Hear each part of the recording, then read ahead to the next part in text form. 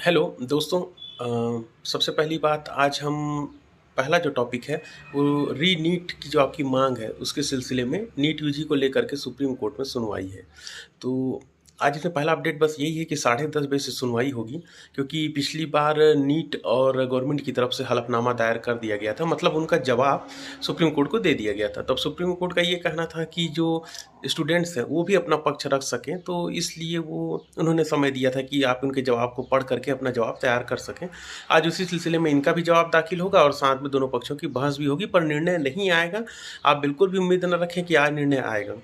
पहली बात तो बहस ही कंप्लीट नहीं हो पाएगी, और अगर बहस कंप्लीट भी हो गई तो फिर फैसला सुरक्षित रख लिया जाएगा। फिर वो फैसला सुरक्षित होने के बाद वो 5 दिन, 10 दिन, 15 दिन, 1 महीना कब आएगा फैसला कोई पता नहीं है।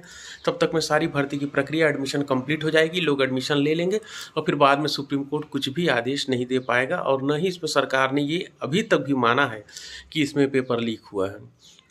तो कहीं से कोई उम्मीद नहीं है।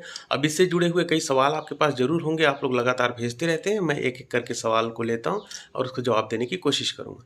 पहला सवाल ये कि अपडेट क्या है? तो अपडेट मैंने आपने देख ही लिया है पोस्ट में, और मैंने वीडियो में भी बता दिया है कि अपडेट ये है कि 10:30 बजे सुप्रीम कोर्ट की सुनवाई शुरू होगी, और कब तक चलेगी एक उसी समय पता चलेगा। जैसी स्थिति रहेगी उस हिसाब से सुनवाई अगर ख़त्म हो गई तो ठीक है, वरना अगर अगली तिथि मिल जाती है तो अगली डेट पे फिर सुनवाई का इंतज़ार करना होगा। फैसला कब तक आ सकता है, ये भी सवाल कुछ लोगों ने पूछा है। तो फैसले की कोई ऐसी निर्धारित समय सीमा नहीं है। आज किसी हालत में फैसला नहीं आएगा, फैसला सुरक्षित रख लिया जाता है। तो फिर वो जज साहब के समय और उनके फैसले लिखने के जो समय सीमा है उसके हिसाब से वो तय होगा कि वो कितना व्यस्त हैं, कब इसको लिख पाते हैं, इस फैसले को कितना महत्वपूर्ण समझते हैं, तब वो उस हिसाब से फैसले आएँगे। रही बात एडमिशन प्रोसेस, नहीं रुकेगा, इससे संबंधित सवाल था, तो ये नहीं रुकना है, लोगों ने एडमिशन लेना ही है, और जिसका नहीं हो पाया है उसको नेक्स्ट ईयर तक के लिए वेट करना पड़ेगा, क्योंकि री-नीट की कोई चांसेस नहीं है इस साल के लिए फ़िलहाल।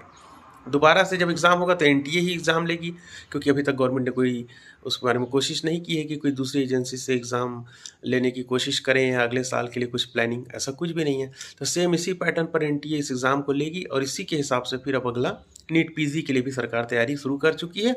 उस एग्ज़ाम को भी करा करके ये सत्र कंप्लीट कर देगी। और दोस्तों सबसे बड़ी बात ये है कि जो नीट यूजी या नीट पीजी जो होता है, आप लोगों के समझने के लिए, ये ऐसा नहीं है कि एक अनलिमिटेड टाइम फ्रेम गवर्नमेंट के पास है।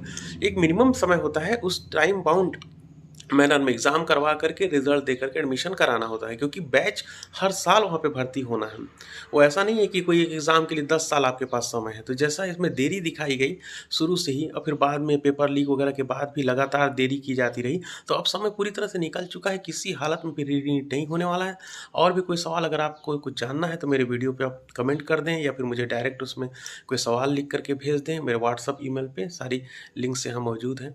और कोई समस्या अन्य हो या कोई सुझाव देना चाहते हैं तो मुझे अवश्य बताएँ। धन्यवाद।